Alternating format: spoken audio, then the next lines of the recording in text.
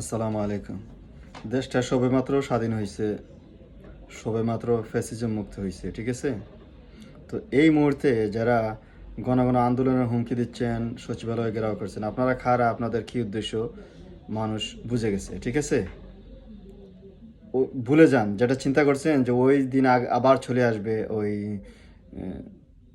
রহমানি আমল চলে আসবে আর আপনারা যা করছিলেন আগে সেটাই করতে পারবেন না।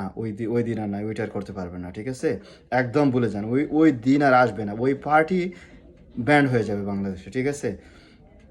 এখন যে দাবি দাওয়া নিয়ে বারবার হুমকি দিচ্ছেন বা অলরেডি সচিবালয়ের ঘেরাও করতে চলে গেছেন, একটু সহযোগিতা করেন না। দেশটা সবেমাত্র স্বাধীন হয়েছে, সহযোগিতা করেন, সবাই মিলে দেশটা একটা সুন্দর অবস্থানে নিয়ে যান, সুন্দর পর্যায়ে নিয়ে যান। দেখবেন সবাই সবার সম্মান অধিকার নিয়ে সুন্দরভাবে বেঁচে থাকবে। কেউ কেউ খাবে আর কেউ খাবে না।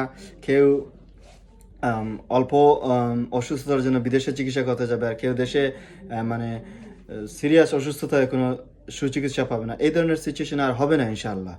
আপনারা দেখছেন 5 অক্টোবর কীভাবে মানুষ গুলির সামনে দাঁড়াইছে। সেই জেনারেশন এখন দেশের দায়িত্ব নেবে, দেশ পুনর্গঠন করবে, দেশ পরিচালনা করবে। তো দেশের সুশাসন চলে আসলে সবাই তো বেনিফিটেড হবে, ঠিক না? তো আপনারা এখন সহযোগিতা না করে বারবার কেন ডিস্টার্ব করছেন? বারবার কেন সচিবালয় ঘেরাওয়ের হুমকি দিচ্ছেন, সচিবালয় ঘেরাও করতেছেন? আপনাদের উদ্দেশ্য জাতি বুঝে যাবে, ঠিক আছে? দেখেন আনসার কি কাহিনীটা করছে, ঠিক আছে? এখন আনসারের কি অবস্থা, আমও গেছে সালাও গেছে। সো পল্লী বিদ্যুতের সাথে যারা আছেন, আপনারা কি স্বপ্ন দেখতেছেন আর কি করতেছেন? আপনারা আপনাদের অধিকার নিয়ে এখনই দাবি দেওয়া চলতেছেন এবং স্ট্রাইকের হুমকি দিচ্ছেন, স্ট্রাইকে চলে যাচ্ছেন। সারা জাতি যেখানে নিষ্পেষিত, রাজনৈতিক দলগুলো একদম প্রায় নিশ্চিহ্ন হওয়ার পথে ছিল, কোনো সভা সমিতি কিছু করতে পারে নাই। তো দেশ স্বাধীন হওয়ার সাথে সাথে আপনারা আপনাদের অধিকার নিয়ে চলে আসেন। বাকিদের অধিকার কোথায়? কার অধিকার প্রতিষ্ঠিত হচ্ছে? কার অধিকার তো এখনো প্রতিষ্ঠিত হয় নাই।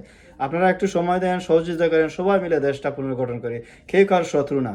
আমরা সবাই সাম্য মর্যাদার ভিত্তিতে সমানভাবে সহ অবস্থান করবো এই দেশে। কেউ কারো অধিকারে হস্তক্ষেপ করবে না ইনশাআল্লাহ। এটা সুন্দর দেশ সংগঠিত হবে। সহযোগিতা করেন। একটু এই মুহূর্তে এই মানসিকতা রাখেন যে একবেলা খাবো, এক কাপড় পরে থাকবো, কিন্তু তারপরও দেশটা এগিয়ে যাক, দেশে ল অ্যান্ড অর্ডার এস্টাবলিশ হোক, দেশের সুশাসন প্রতিষ্ঠিত হোক, দেখবেন সবাই বেনিফিটেড হবে। একটু সময় দেন, ধৈর্য ধরেন।